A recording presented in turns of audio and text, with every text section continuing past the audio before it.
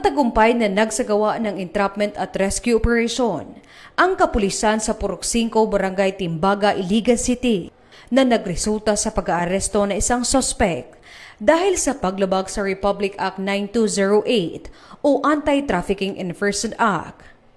Nasagip din sa operasyon ang dalawang biktima, isang menor de edad at isang babaeng nasa hustong gulang. Patunay ang operasyon ng matibay na pagtutulungan ng law enforcement agencies at partner organizations sa pagprotekta sa mga vulnerable sector, lalo na sa mga bata laban sa pang-aabuso, exploitation, at trafficking. Patuloy namang hinihikayat ang publiko na agad i-report ang anumang kaso ng trafficking, child abuse o exploitation upang maprotektahan ang mga kababaihan at kabataan laban sa pang-aabuso.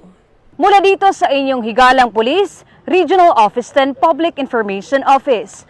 Ako ang inyong PNN correspondent, Patrolwoman Jane Rose Bohol, alagad ng batas, tagataguyod ng Balitang Pulis.